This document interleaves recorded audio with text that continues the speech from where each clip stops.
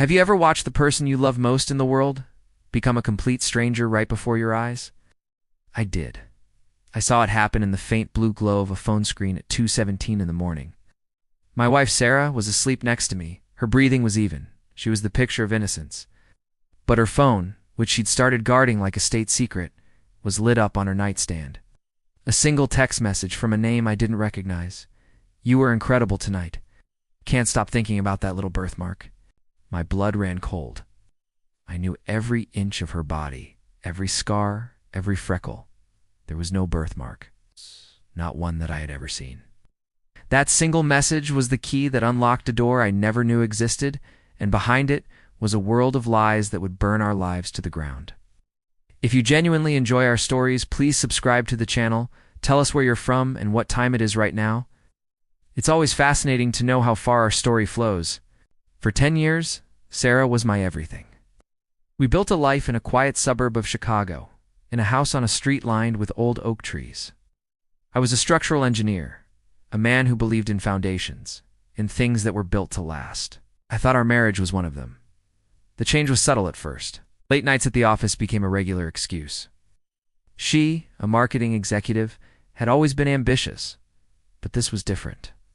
There was a new energy to her, a nervous, flighty excitement that had nothing to do with me.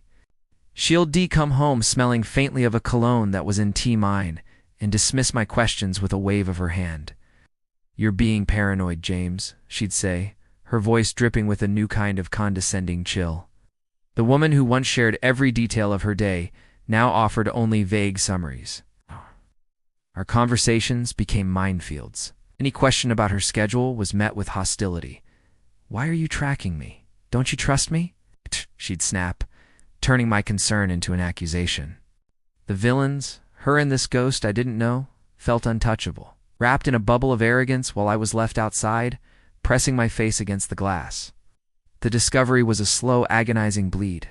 Credit card bill with a charge for a dinner at Gibson S Bar and Steakhouse on Rush Stretta Place we had done been to in years on. A night she was supposedly working late. A crumpled receipt from the Park Hyatt in her coat pocket.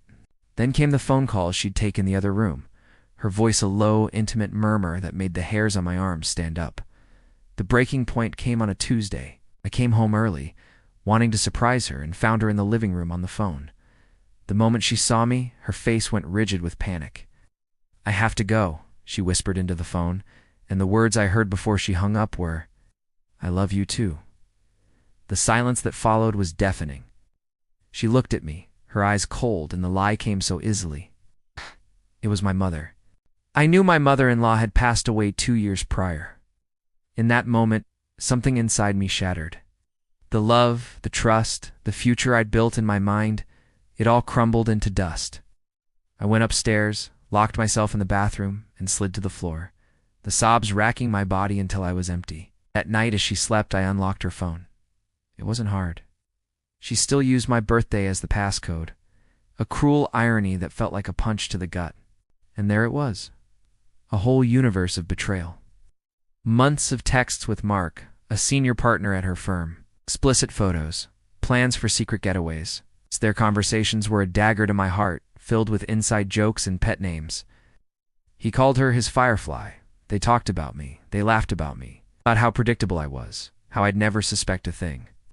And then I found it the text that started it all, the one about the birthmark. It was on the inside of her left thigh, a tiny, crescent-shaped mark she'd always been self-conscious about, a detail so intimate it felt like he'd stolen a piece of my life. That's when the grief curdled into something else, something cold and hard and sharp. Revenge wasn't just a thought. It became the only thing that made sense. I would not be the humiliated husband. I would be the architect of her ruin. For the next 3 months, I became a ghost in my own home. I played the part of the oblivious, loving husband, all while meticulously gathering evidence. I hired a private investigator, a grizzled ex-cop who operated out of a small office in the Loop. He was expensive, but worth every penny. He got me everything. Photos of them kissing in a parking garage on Lower Wacker Drive, hotel check-in records under his name, even a video of them entering her work friend's apartment in Lincoln Park, where they'd spent a sordid afternoon. I opened a new bank account and began quietly moving my half of our joint savings. I met with the best divorce attorney in Chicago, a shark named Ms. Albright, who looked at my folder of evidence with a grim, satisfied smile. "This is airtight, Mr. Hayes," she'd said. "We can destroy them." The social trap was the final piece. Sarah's firm was about to celebrate its 50th anniversary with a massive gala at the Art Institute of Chicago. Her boss, a man who valued loyalty and family above all else, would be there. Her entire professional world would be in that room. But it was the perfect stage.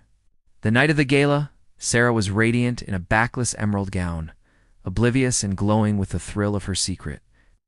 She held my hand as we walked in, smiling for the cameras, the perfect corporate power couple. "I'm so proud of you," I whispered to her, the words tasting like ash in my mouth. Mark was there, of course, looking smug in his tailored tuxedo. He shook my hand, a flicker of pity in his eyes. "James, good to see you," he said, the condescension thick in his voice. The entire evening, I watched them exchange stolen glances, their arrogance a suffocating perfume. The main presentation was after dinner. Sarah's boss, Mr. Davies, was giving a speech about the company's history, projecting old photos onto a massive screen behind him. As he spoke about the firm's values, integrity, trust, loyalty, I excused myself. I found the AV technician I had befriended and paid off weeks earlier. "It's time," I said, handing him a USB drive. Mr. Davies was winding down his speech. "It's our people, our family, that makes this company great." As he finished, the screen behind him didn't go to the company logo. Instead, the first photo appeared. A crystal-clear shot of Sarah and Mark locked in a passionate kiss in that parking garage.